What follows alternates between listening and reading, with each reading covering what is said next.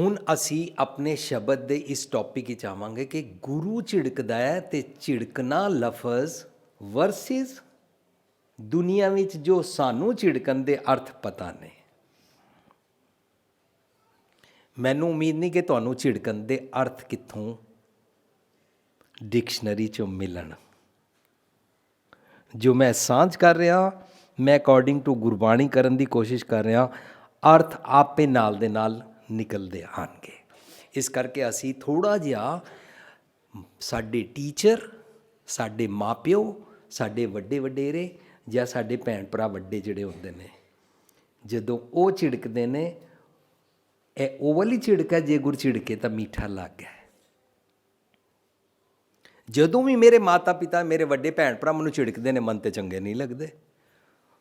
ਪਰ ਗੁਰੂ ਸਾਹਿਬ ਨੇ ਬੜੀ ਖਰੀ ਗੱਲ ਕੀਤੀ ਹੋਈ ਹੈ ਬਾਣੀ ਦੇ ਅੰਦਰ। ਇਸ ਦੇ ਉੱਤੇ ਵਿਸ਼ਵਾਸ ਲਿਆਉਣ ਵਾਸਤੇ ਮੈਨੂੰ ਸਮਝਣਾ ਪਏਗਾ ਉਹ ਮਿੱਠਾ ਕਿਵੇਂ ਲੱਗਦਾ ਹੈ। ਫਿਰ ਇਹਦਾ ਮਤਲਬ ਝਿੜਕੇ ਦੇ ਅਰਥ ਕੁਝ ਹੋਰ ਹੋਣਗੇ ਤਾਂ ਹੀ ਮਿੱਠਾ ਲੱਗਦਾ ਹੈ। ਸੋ ਪੇਰੈਂਟਸ ਵਰਸਿਸ ਗੁਰ ਝਿੜਕੇ ਕੀ ਹੁੰਦਾ ਹੈ? ਪੇਰੈਂਟਸ ਵੱਲੋਂ ਅਤੇ ਵੱਡੇ ਭੈਣ ਭਰਾ ਸਿਬਲਿੰਗਸ ਵੱਲੋਂ ਝਿੜਕਣਾ ਵਿੱਚ ਇੱਕ ਇੰਗਲਿਸ਼ ਦੀ ਸੇਇੰਗ ਹੈ, spare the stick spoil the child. मतलब होता है, वो बोलते हैं लातों के भूत बातों से नहीं मानते, इस करके बच्चे नूं गुस्से नाल खिंच के रखना चाहिए है, डिसिप्लिन विच। ਉਹਦੇ ਵਾਸਤੇ ਉਹ ਬੱਚੇ ਨੂੰ ਝਿੜਕਦੇ ਹੀ ਹਨ।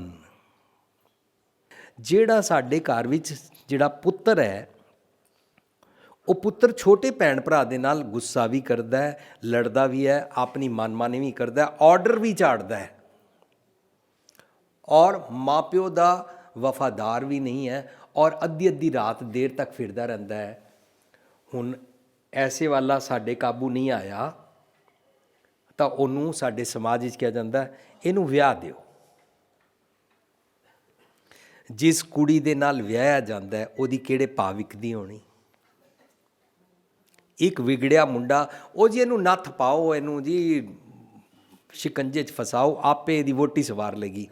ਉਸ ਵਿਚਾਰੀ ਦਾ ਵੀ ਜੀਵਨ ਬਰਬਾਦ ਹੁੰਦਾ ਰਹਿੰਦਾ ਹੈ ਸਾਰੀ ਉਮਰ। ਕੈਸਾ ਅਸੀਂ ਸਮਾਜ ਬਣਾਇਆ ਹੈ। ਸੋ ਭਾਵੇਂ ਕਈ ਜਗ੍ਹਾ ਕੁੜੀਆਂ ਇਸ ਤਰੀਕੇ ਨਾਲ ਗਲਤ ਕਰਦੀਆਂ ਨੇ ਤਾਂ ਉਹਨਾਂ ਨੂੰ ਕਿਹਾ ਜਾਂਦਾ ਇਹ ਬਹੁਤ ਉਡਰਨੀ ਹੋ ਗਈ ਹੈ, ਬਹੁਤ ਫਿਰਦੀ ਰਹਿੰਦੀ ਹੈ, ਬੜੀ ਸਿਰ ਕੱਢ ਹੋ ਗਈ ਹੈ, ਬਹੁਤ ਗੱਲਾਂ ਕਰਦੀ ਹੈ, ਅੱਗੋਂ ਜਵਾਬ ਦੇ ਦਿੰਦੀ ਹੈ, ਇਹਨੂੰ ਛੇਤੀ ਵਿਆਹ ਦਿਓ। ਇਹ ਅੱਗੋਂ ਜਵਾਬ ਦਿੰਦੀ ਹੈ, ਉਹਨੂੰ ਕਹਿੰਦਾ ਇਹ ਜਦੋਂ ਤੂੰ ਅੱਗੇ ਜਾਏਂਗੀ ਨਾ, ਤੇਰੀ ਸੱਸ ਨਾਲ, ਤੇਰੇ ਪਤੀ ਨਾਲ ਨਹੀਂ ਬਣੇਗੀ। ਲੇਕਿਨ ਉਹਦੀ ਆਦਤ ਪਈ ਹੋਈ ਹੈ।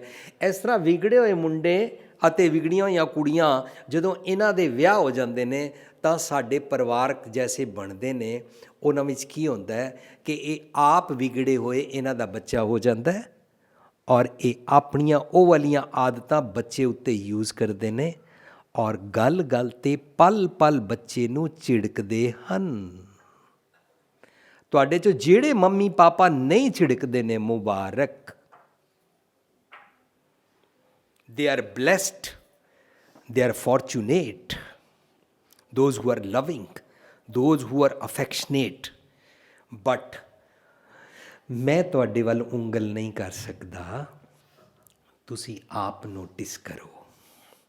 ਜਦੋਂ ਅਸੀਂ ਬੱਚੇ ਨੂੰ ਕਹਿੰਦੇ ਹਾਂ ਤੈਨੂੰ ਸੁਧਾਰਨ ਵਾਸਤੇ ਕਹਿ ਰਹੇ ਹਾਂ, ਤਾਂ ਅਸੀਂ ਰਿਵਾਰਡ ਔਰ ਪਨਿਸ਼ਮੈਂਟ ਦੀ ਗੇਮ ਖੇਡਦੇ ਹਾਂ ਬੱਚੇ ਦੇ ਨਾਲ। ये कहना नहीं मानेगा, चॉकलेट छीन लेंगे। ये वाला कहना नहीं मानेगा, ये टॉय छीन लेंगे। ये कहना नहीं मानेगा, कल मार्केट में नहीं लेके जाएंगे। ये वाला कहना नहीं मानेगा, ऐसे अगर एग्ज़ाम में नंबर तेरे कम आए तो तेरे को घर से निकाल देंगे, तेरे को कमरे में बंद कर देंगे, तेरे को एक टाइम का खाना नहीं देंगे, देख पापा आ जाएंगे, गुस्सा करेंगे। ਇਹ ਸਾਰਾ ਮੈਂ ਦੁਨਿਆਵੀ ਝਿੜਕਣਾ ਟਰਮ ਨੂੰ ਤੁਹਾਡੇ ਨਾਲ ਡਿਸਕਸ ਕਰ ਰਿਹਾ ਹਾਂ। ਇਹ ਜੇ ਗੁਰ ਝਿੜਕੇ ਤਾਂ ਮਿੱਠਾ ਲੱਗੇ ਨਹੀਂ ਹੈ। ਗੁਰੂ ਦੇ ਪਰਿਪੇਖ ਵਿੱਚ ਅਸੀਂ ਸਿੱਖਣਾ ਹੈ ਕਿ ਗੁਰੂ ਝਿੜਕਦਾ ਕਿਵੇਂ ਔਰ ਮਿੱਠਾ ਕਿਵੇਂ ਲੱਗਦਾ ਹੈ।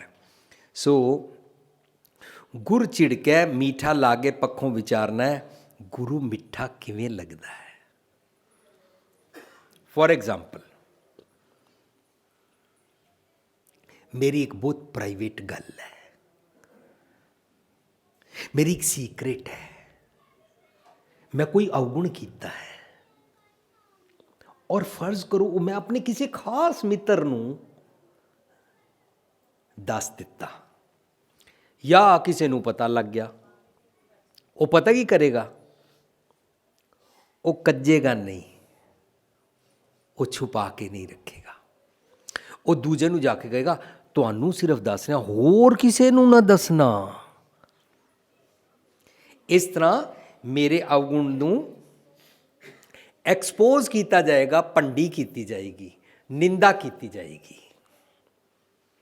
ਸੋ ਸਾਰੀ ਦੁਨੀਆ ਵਿੱਚ ਕੋਈ ਵੀ ਮਨੁੱਖ ਜੇ ਸਾਡਾ ਰੀਅਲ ਫਰੈਂਡ ਹੈ ਨਾ, ਉਹ ਸਾਡੇ ਅਵਗੁਣ ਨੂੰ ਛੁਪਾ ਕੇ ਰੱਖੇਗਾ, ਕਿਸੇ ਨੂੰ ਵੀ ਨਹੀਂ ਦੱਸੇਗਾ, ਕਿਸੇ ਦੇ ਸਾਹਮਣੇ ਵੀ ਨਹੀਂ ਦੱਸੇਗਾ, ਮੈਨੂੰ ਵੀ ਬਾਰ-ਬਾਰ ਰਿਅਲਾਈਜ਼ ਨਹੀਂ ਕਰਾਏਗਾ। ਉਹ ਹੁੰਦਾ ਹੈ ਅਸਲੀ ਮਿੱਤਰ। ਸਤਿਗੁਰ ਮਿੱਤਰ ਮੇਰਾ ਬਾਲ ਸਿਖਾਈ ਹੈ। ਸੋ ਸਤਿਗੁਰ ਕੀ ਕਰਦਾ? ਮੈਂ ਸਤਿਗੁਰ ਆ ਕੇ ਅੱਗੇ ਕਹਿੰਦਾ ਮੈਨੂੰ ਕਾਮ ਕ੍ਰੋਧ ਲੋਭ ਹੰਕਾਰ ਬੜਾ ਸਤਾਉਂਦੇ ਨੇ, ਮੈਂ ਅਮੀਰ ਗਰੀਬ ਦੇ ਕੰਪਲੈਕਸ ਵਿੱਚ ਪੈ ਜਾਂਦਾ ਹਾਂ, ਮੈਂ ਤੇਰ ਮੇਰ ਦੇ ਚੱਕਰ ਵਿੱਚ ਪੈ ਜਾਂਦਾ ਹਾਂ, ਮੈਨੂੰ ਮੇਰਾ ਪੁੱਤਰ ਮੇਰਾ ਲੱਗਦਾ, ਦੂਸਰਾ ਪਰਾਇਆ ਲੱਗਦਾ ਹੈ, ਮੈਂ ਸਾਂ ਮੈਨੂੰ ਨਾ ਮੇਰੀ ਨੂੰਹ ਨਾ ਧੀ ਵਾਂਗੂ ਚੰਗੀ ਨਹੀਂ ਲੱਗਦੀ, ਮੈਨੂੰ ਸੁਮਤ ਬਖਸ਼ੋ। ਸਤਿਗੁਰੂ ਜੀ ਮੇਰਾ ਅਵਗੁਣ ਸੁਣ ਲੈਂਦੇ ਨੇ, ਮੇਰੀ ਇਹ ਬੈਡ ਹੈਬਿਟ ਸੁਣ ਲੈਂਦੇ ਨੇ ਔਰ ਸੁਣਨ ਤੋਂ ਬਾਅਦ ਕਿਸੇ ਨੂੰ ਨਹੀਂ ਦੱਸਦੇ। ਇਹਨੂੰ ਕੀ ਕਹਿੰਦੇ ਨੇ? ਮਿੱਠਾ ਲੱਗ ਗਿਆ। ਮੈਂ ਆਪਣੀ ਕੋਈ ਪ੍ਰਾਈਵੇਟ ਗੱਲ ਇਹਦੇ ਨਾਲ ਜਾਂ ਆਪਣੇ ਕਿਸੇ ਖਾਸ ਮਿੱਤਰ ਨਾਲ ਕਰਾਂ, ਉਹ ਦੁਨੀਆ ਨੂੰ ਦੱਸ ਦਿਓ, ਮੈਨੂੰ ਮਿੱਠਾ ਥੋੜੀ ਨਾ ਲੱਗੇਗਾ। ਪਰ ਗੁਰੂ ਨਾ ਕਿਸੇ ਨੂੰ ਦੱਸਦਾ ਨਹੀਂ ਹੈ। ਗੋਹਜ ਗੱਲ ਜੀ ਕੀ ਕੀਜੈ ਸਤਿਗੁਰ ਪਾਸ, ਸਤਿਗੁਰ ਦੇ ਨਾਲ ਗੱਲ ਕਰ ਲਵੋ। ਤੇਰੀ ਕੋਈ ਵੀ ਪ੍ਰਾਈਵੇਟ ਗੱਲ ਹੈ, ਗੁਰੂ ਨਾਲ ਲਾ ਕੇ ਕਰ। ਪ੍ਰਾਈਵੇਟ ਗੱਲ ਆਪਣੀ ਸੀਕ੍ਰੇਟ ਹੁੰਦੀ ਹੈ, ਆਪਣੀ ਗਲਤੀ ਹੁੰਦੀ ਹੈ, ਆਪਣਾ ਕੀਤਾ ਹੋਇਆ ਪੁਰਾਣਾ ਗਲਤ ਕੰਮ ਜਾਂ ਆਪਣੀ ਰੋਜ਼ਮर्रा ਦੀ ਗਲਤ ਆਦਤ। ਮੈਨੂੰ ਕ੍ਰੋਧ ਚੜ੍ਹਦਾ, ਮੈਂ ਉਸ ਵੇਲੇ ਆਪਣੇ ਆਪ ਨੂੰ ਕਾਬੂ ਨਹੀਂ ਕਰ ਸਕਦਾ, ਮੈਂ ਗਾਲਾਂ ਕੱਢਦਾ ਹਾਂ, ਮੇਰੀ ਜ਼ੁਬਾਨ ਥਿੜਕ ਜਾਂਦੀ ਹੈ, ਮੈਂ ਕੰਬ ਜਾਂਦਾ ਵਾਂ, ਮੈਂ ਉੱਚਾ ਬੋਲਣ ਲੱਗ ਪੈਂਦਾ, ਮੈਂ ਅੱਖਾਂ ਕੱਢ ਲੈਂਦਾ, ਮੈਂ ਬੰਦੇ ਨੂੰ ਬੰਦਾ ਨਹੀਂ ਸਮਝਦਾ, ਮੈਂ ਆਪਣੀ ਪਤਨੀ ਨੂੰ ਪੈਰ ਦੀ ਜੁੱਤੀ ਬਣਾ ਦਿੰਦਾ ਹਾਂ, ਮੈਂ ਨੌਕਰ ਨੂੰ ਭੈੜੇ ਡੀਲ ਕਰਦਾ ਹਾਂ। ਸਤਿਗੁਰ ਪਾਤਸ਼ਾਹ ਮੇਰੀ ਪ੍ਰਾਈਵੇਟ ਗੱਲ ਹੈ, ਕਾਈਂਡਲੀ ਫਿਕਸ ਮੀ ਅਪ। ਗੁਰੂ ਮਿੱਠਾ ਹੈ। ਨਿੰਦਕ ਭੰਡਦਾ ਹੈ ਪਰ ਗੁਰੂ ਅਵਗੁਣ ਦੇਖ ਕੇ ਨਹੀਂ ਭੰਡਦਾ ਹੈ। ਹੁਣ ਗੁਰੂ ਮਿੱਠਾ ਕਿਉਂ ਲੱਗਦਾ ਹੈ, ਇਹਦੇ ਪੁਆਇੰਟ ਮੈਂ ਕੁਇਕ ਤੁਹਾਡੇ ਨਾਲ ਕਰਦਾ। ਗੁਰੂ ਭੰਡਦਾ ਨਹੀਂ, ਗੁਰੂ ਦੁਨੀਆ ਨੂੰ ਨਹੀਂ ਦੱਸਦਾ, ਗੁਰੂ ਸਜ਼ਾ ਨਹੀਂ ਦਿੰਦਾ। ਜੇ ਗੁਰੂ ਸਜ਼ਾ ਨਹੀਂ ਦਿੰਦਾ, ਮੱਥਾ ਟੇਕਣ ਦਾ ਬੇਸਿਕ ਪੁਆਇੰਟ ਯਾਦ ਰੱਖਾਂਗੇ। ਮੱਥਾ ਟੇਕਣ ਦਾ ਮਤਲਬ ਹੁੰਦਾ ਆਪਣੀ ਮੱਤ ਆ ਕੇ ਗੁਰੂ ਅੱਗੇ ਰੱਖਣੀ। ਜਦੋਂ ਇਹ ਗੱਲ ਸਮਝ ਆ ਜਾਂਦੀ ਹੈ, ਤੁਹਾਨੂੰ ਦੁਨੀਆ ਦੀ ਹੋਰ ਕਿਸੇ ਜਗ੍ਹਾ ਕਿੱਥੇ ਵੀ ਜਿੱਥੇ ਮਰਜ਼ੀ ਚਲੇ ਜਾਓ, कितने भी मत्था नहीं टेकना पड़ेगा, क्योंकि मत्था टेकने का मीनिंग समझ में आ गया। अपनी मत को रखना, आपकी मत ज़्यादा है, तू समर्थ वड्डा, मेरी मत थोड़ी राम, अपनी सुमत मैनू बख्शो। Very simple. गुरु अगे आके मत रखी, गुरु ने मेरा अवगुण सुनिया और मैनू सज़ा नहीं दी। ਜਦੋਂ ਮੱਥਾ ਟੇਕਣ ਦਾ ਮੀਨਿੰਗ ਸਮਝ ਆ ਜਾਏਗਾ, ਫਿਰ ਆ ਕੇ ਅਸੀਂ ਇੰਝ ਗੁਰੂ ਸਾਹਮਣੇ ਖੜੇ ਹੋ ਕੇ ਇੰਝ ਕੰਨ ਨਹੀਂ ਖਿੱਚਾਂਗੇ। ਤੁਸੀਂ ਕਈਆਂ ਨੂੰ ਦੇਖਿਆ ਹੋਣਾ, ਇੱਥੇ ਖੜੇ ਹੁੰਦੇ ਨੇ, ਕੰਨ ਖਿੱਚਦੇ ਨੇ, ਫਿਰ ਬਾਰ-ਬਾਰ ਇੰਝ ਕਰਦੇ ਨੇ, ਫਿਰ ਨੱਕ ਰਗੜਦੇ ਨੇ। ਗੁਰੂ ਨੱਕ ਨਹੀਂ ਰਗੜਵਾਉਂਦਾ, ਗੁਰੂ ਮਿੱਠ ਬੋਲੜਾ, ਗੁਰੂ ਮਿੱਠਾ ਬੋਲਦਾ, ਸਜ਼ਾ ਵੀ ਨਹੀਂ ਦਿੰਦਾ, ਨੱਕ ਨਹੀਂ ਰਗੜਵਾਉਂਦਾ। ਤੁਹਾਨੂੰ ਬਾਰ-ਬਾਰ ਗੁਰੂ ਅੱਗੇ ਖੜੇ ਹੋ ਕੇ ਸੌਰੀ ਨਹੀਂ ਕਹਿਣਾ ਪਏਗਾ,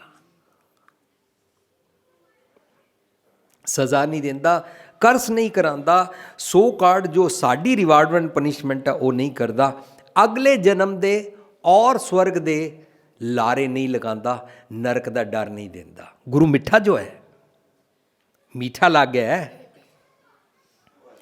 ਸਾਡਾ ਅਵਗੁਣ ਵੇਖਣ ਦਾ ਵਿਜ਼ਨ ਦਿੰਦਾ ਹੈ। ਝਿੜਕਾ ਸਮਝ ਆ ਰਿਹਾ?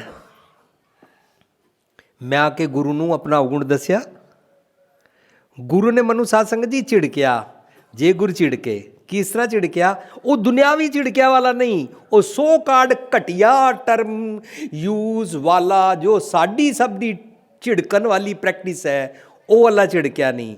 ਗੁਰੂ ਨੇ ਪਤਾ ਕੀ ਝਿੜਕਿਆ, ਅੱਛਾ ਤੂੰ ਇੰਝ ਕ੍ਰੋਧ ਕਰਦਾ ਹੈ, ਫਰੀਦਾ ਬੁਰੇ ਦਾ ਭਲਾ ਕਰ, ਗੁੱਸਾ ਮਨ ਨਾ ਹਟਾਏ। ਮਿੱਠਾ ਲੱਗ ਗਿਆ ਔਰ ਮੈਨੂੰ ਝਿੜਕ ਰਿਹਾ ਹੈ। ਝਿੜਕ ਪਤਾ ਕੀ ਰਿਹਾ, ਨਹੀਂ ਕ੍ਰੋਧ ਕਰਨ ਨਾਲ ਨਾ ਦੇਹੀ ਰੋਗ ਲੱਗ ਜਾਂਦਾ, ਪਰ ਤੂੰ ਕ੍ਰੋਧ ਨਾ ਕਰਿਆ ਕਰ, ਦੇਹੀ ਰੋਗ ਨਾ ਲੱਗੇ। ਇਹ ਗੁਰੂ ਦੀ ਝਿੜਕਣਾ ਹੈ। ਗੁਰੂ ਅਵਗੁਣ ਦੇਖਦਾ ਹੈ ਔਰ ਅਵਗੁਣ ਦਾ ਸੋਲੂਸ਼ਨ ਦੱਸਦਾ ਹੈ। ਕਿਰਪਾ ਕਟਾਖ ਅਵਲੋਕਨ ਕੀਨੋ, ਦਾਸ ਕਾ ਦੁੱਖ ਵਿਦਾਰੋ, ਦੁੱਖ ਨੂੰ ਦੂਰ ਕਰਨ ਦੀ ਕੋਸ਼ਿਸ਼ ਕਰਦਾ ਹੈ। ਕੋਸ਼ਿਸ਼ ਹੀ ਨਹੀਂ ਕਰਦਾ, ਪਰਫੈਕਟਲੀ ਸਰ ਪਰ ਸ਼ੋਰ ਦੂਰ ਕਰ ਹੀ ਦਿੰਦਾ ਹੈ। ਇਹਨੂੰ ਗੁਰੂ ਦਾ ਵਿਸ਼ਵਾਸ ਕਹਿੰਦੇ ਨੇ, ਇਹਨੂੰ ਗੁਰੂ ਤੇ ਸ਼ਰਧਾ ਕਹਿੰਦੇ ਨੇ, ਇਹਨੂੰ ਗੁਰੂ ਤੇ ਪ੍ਰਤੀਤੀ ਕਹਿੰਦੇ ਨੇ। ਗੁਰੂ ਤੇ ਪ੍ਰਤੀਤੀ ਦਾ ਮਤਲਬ ਇਹ ਹੁੰਦਾ ਮੈਂ ਇਸ ਦਰ ਤੇ ਹੀ ਜਾਵਾਂਗਾ ਤਾਂ ਪੁੱਤਰ ਹੋ ਜਾਏਗਾ। ਇਹ ਤਾਂ ਗੁਰੂ ਦੇ ਥਰੂ ਜੈਂਡਰ ਡਿਸਕ੍ਰਿਮੀਨੇਸ਼ਨ ਹੈ। ਮੁੰਡੇ ਔਰ ਕੁੜੀ ਦੇ ਵਿਚਕਾਰ ਫਰਕ ਪਾਉਣ ਦੀ ਤਾਂ ਇਹ ਤਾਂ ਭੁਲੇਖਾ ਹੈ ਕਿ ਇਸ ਦਰ पे जाने में मेरे को पुत्र मिला है। गुरु तो जेंडर डिस्क्रिमिनेशन सिखाता ही नहीं। कोई कहता मेरे को यहाँ पर जाके मकान मिला है, गुरु तो सतगुर सबना दा भला मनाइंदा। अगर एक दर पे जाने से मिलता सारे गरीबां नूं उत्थे लै चलीए तो सारिਆਂ ਨੂੰ मिल जाना चाहिए। गुरु दरअसल अवगुण देखता है और अवगुण दूर कर देता है।